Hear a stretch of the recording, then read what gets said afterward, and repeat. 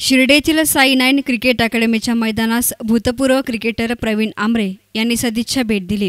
या प्रसंगी ज्ञानदेव गोंदकर, कृषी उत्पन्न बाजार समितीचे माजी संचालक हरीश थोरात, साईराज गायकवाड, बापूसाहेब गायके, रणजित पटेल, आदित्य ठाकूर आदींसह मान्यवर हजर होते।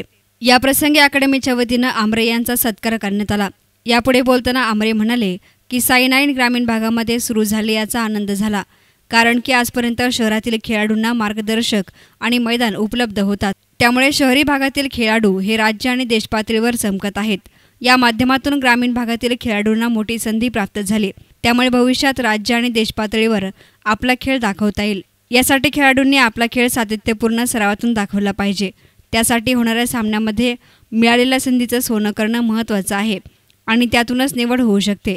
ती निवड सार्थ ठरण्यासाठी पुन्हा आपला खेळ दाखवावा लागेल, त्यासाठी एकमेव पर्याय हा सरावाचा आहे, असं आमरे यांनी सांगितलं। दरवर्षी आम्ही नेहमी शिर्डीला येतो। ह्याहीप्रमाणे आमचे गोव्याचे मित्र आहेत दिनेश सेकंडन, त्यांना घेऊन आलो आहोत आणि शनिवार रविवार असल्यामुळे सुट्टीचा दिवस आहे, तर आज आता दर्शनाला जायचंच आहे। आणि जेव्हा कळलं की ते पण क्रिकेट अकॅडमी झालं आहे, साईराज आमचा चांगला विद्यार्थी आहे आणि मित्रही आहे, तो त्यांनी जेव्हा सांगितलं हा उपक्रम फार चांगला वाटला की इकडे शिर्डीतल्या मुलांना, स्पेशली ग्रामीण मुलांना एक क्रिकेट खेळण्याची संधी मिळते। मला वाटतं हे बघून फार आनंद झाला। नक्कीच ह्या ज्यांचा जो प्रवास आहे या मुलांचा की एक क्रिकेटर बनण्याचं प्रत्येक मुलाचं स्वप्न असतं आणि या स्वप्नासाठी ज्यांनी योगदान केलं आहे, मला वाटतं हे फार महत्त्वाचं आहे। कारण का शिर्डीच्या सारख्या ठिकाणी एक क्रिकेटची प्रॅक्टिस नेट चालू करून देणं हे मोठी गोष्ट आहे। अनेक वर्षात हे घडलं नाही, ते आता घडलं आहे आणि ह्याची जेव्हा मला वाटतं खरोखर यशस्वी तेव्हाच होईल की याच्यातला एक खेळाडू जेव्हा पुढे जाऊन महाराष्ट्राला रणजी खेळेल किंवा उद्या भारताला खेळेल।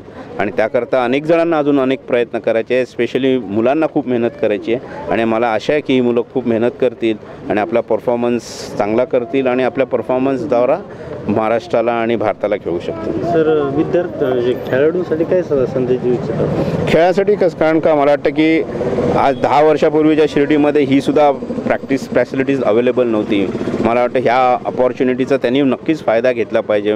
मनापासून जे 2 तास प्रॅक्टिसला येतात त्याचा नीट उपयोग केला गेला पाहिजे। अजून ह्याच्यामधनं जेव्हा नेट चांगले खेळाल तेव्हा त्यांना मॅचेस खेळायला लागतील, त्या मॅचेस आणि नक्कीच पुढे शिर्डीचा एक टीम असली पाहिजे अशी की जे जाऊन महाराष्ट्रामध्ये जाऊन तिकडे सगळ्या संघात जाऊन त्यांच्याबरोबर खेळले पाहिजे, तरच त्याचं क्रिकेट डेव्हलप होईल। त्यांनाही कल्पना येईल की बाकीचं क्रिकेट किती सुधारलेलं आहे, आपल्याला अजून किती सुधारायचं आहे आणि त्या धोरणे त्यांचं पूर्णपणे त्यांचं क्रिकेट डेव्हलप होईल। या मुलांचे जे आता भविष्यात यांना भविष्य आहे का क्रिकेटमध्ये? नेमकी यांना कोणकोणत्या या उपलब्ध होऊ शकतात? जसं IPL एक मार्ग आहे, तसं महाराष्ट्र टीम एक मार्ग आहे, असे काही दुसरे सोर्स आहेत का? मला वाटतं कधीही तुम्ही परफॉर्मन्स करतात तेव्हा बाकीचे रस्ते उघडत असतात, त्याकरता स्वतः परफॉर्मन्स करणं फार महत्त्वाचं आहे। आणि मला नक्कीच खात्री आहे की मुलं मेहनत करून स्वतःच्या 100 करण्याची कॅपॅसिटी असेल 200 धावा करतील आणि त्याने त्यांचा परफॉर्मन्स नेहमीच वॉचफुल असू शकेल। सिलेक्टर आणि यांच्याकडे तो परफॉर्मन्स जाईल आणि ही मुलं पुढे जातील। कॅमेरा पर्सन अजिंक्य गोरे, एस9 मीडिया, शिर्डी।